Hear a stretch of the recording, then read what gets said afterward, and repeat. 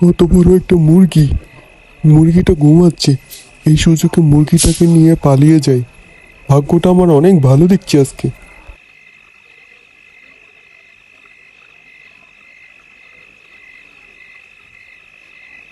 এখন গিয়ে শুয়ে পড়ি।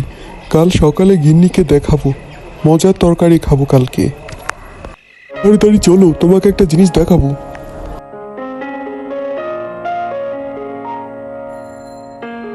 আমার কথা বলা ভুল হয়ে গেল। মুরগি মনে করে আমি একটা আস্ত পাখি ধরে নিয়ে এসেছি।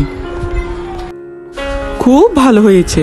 তোমার এই চুরি করার স্বভাব যে কখন যাবে। আমি একটা চোরকে বিয়ে করেছি। কই, বিয়ের আগে তো বললে না যে তুমি চুরি করো? রাতের বেলায় চুরি করো, সারাদিন পরে পরে ঘুমাও।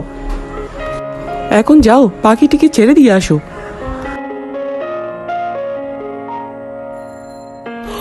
আমার এতদিনের চুরির অভিজ্ঞতা, আমি শেষমেশ পাখি ধরে নিয়ে আসলাম।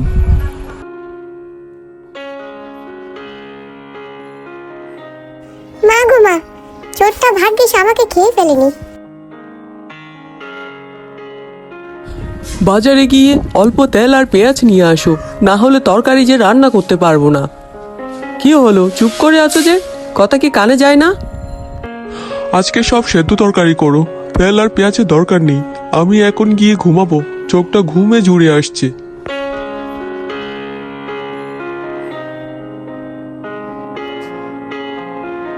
হে ওপরওয়ালা, আমি এই লোকটাকে নিয়ে কিভাবে সংসার করব? তুমি আমাকে একটু উপায় দেখাও। বলছি গিন্নি, সেদ্ধ ভাত আর তরকারি খারাপ তো হয়নি, খুব ভালো ঘ্রাণ আসছে গো। তুমি কোনো চিন্তা করো না, আমি কাল সব বাজার করে দিব।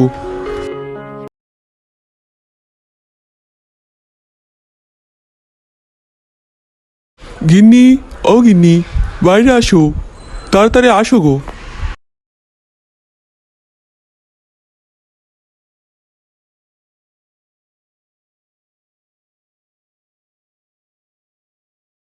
তুমি গতকাল রাতে আমাকে না বলে আবারও চুরি করতে গিয়েছিলে। তুমি কখনো শুধরাবে না? দেখো গিন্নি, আমার পূর্বপুরুষরাও চোর ছিল, ওরা চুরি করে সংসার চালিয়েছে, আমাকেও চুরি করা শিখিয়েছে। তো আমি চুরি না করে কি ডাকাতি করব? বাড়িতে কেউ আছো নাকি? গা ভর্তি স্বর্ণ। বললুম, আমি পাশে গ্রাম থেকে এসেছি। তোমাদের বাড়িতে আমার একটু থাকার জায়গা হবে। আমি কাল সকালেই চলে যাব। হ্যাঁ হ্যাঁ পিসিমা, আপনি আসুন না, আমাদের কোনো আপত্তি নেই। আপনার যতদিন খুশি ততদিন থাকতে পারবেন আমাদের বাড়িতে। গিন্নি এতদিন পরে একটা কাজের কাজ করেছে।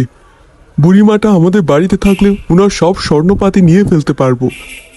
পিসিমা, আপনি এখানে বসুন, আমি আপনার জন্য খাবার নিয়ে আসি।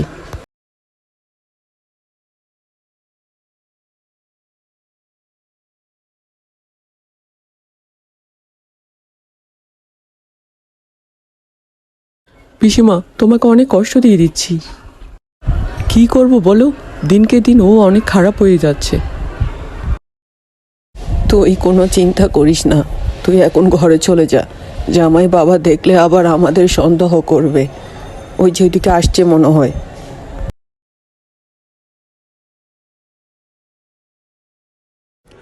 বুড়িমা, আপনি ঠিক মতো খেতে পেরেছেন?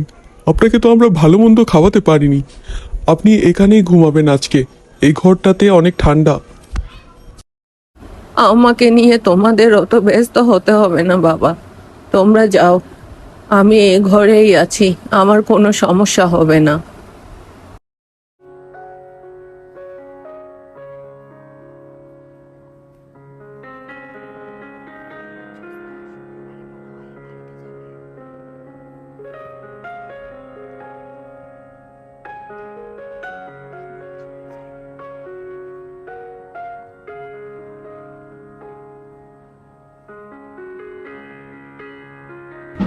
গিন্নি, তাড়াতাড়ি এই ঘরে আসো তো। বুড়িমা উদাও হয়ে গেছে, সাথে আমার টাকার বস্তা সহ নিয়ে গেছে।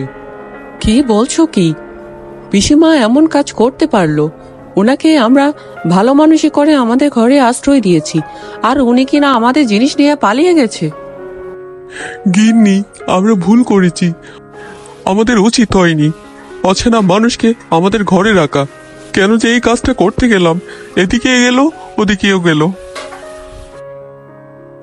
গিন্নি, আমি সিদ্ধান্ত নিয়েছি আজকের পর থেকে আমি আর চুরি করব না। আজকে আমার ঘরে চুরি হয়েছে, আমার যে কতখানি কষ্ট হচ্ছে তোমাকে বলে বোঝাতে পারবো না। আর এতদিন ধরে আমি কত মানুষের ঘর থেকে চুরি করে এনেছি, ওদেরও নিশ্চয়ই আমার মতো কষ্ট লেগেছে। আমি তো আরও ওদের কাছ থেকে অনেক জিনিসপত্র নিয়ে আসতাম। আমার সামান্য জিনিস হারাতে আমি বুঝতে পেরেছি আমার ভুল। আমার যে কি খুশি লাগছে তোমাকে আমি বলে বোঝাতে পারবো না। পিসিমা, তুমি শুনতে পাচ্ছ?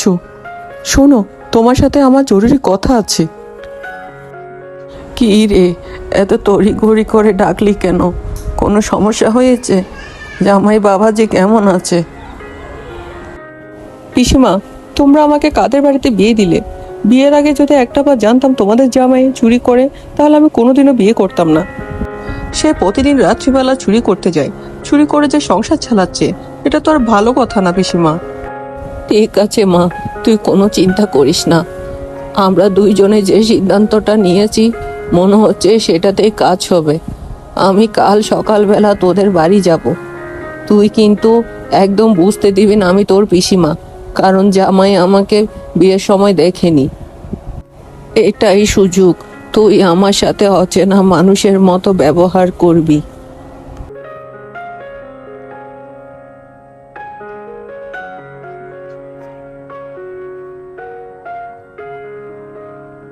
গিন্নি, আমাদের পাড়া জমিদার বাড়িতে আমি একটা কাজ পেয়েছি, আমি এখন ওই কাজে যাচ্ছি। আমি আসার সময় বাজার করে নিয়ে আসবো, তুমি তাহলে থাকো।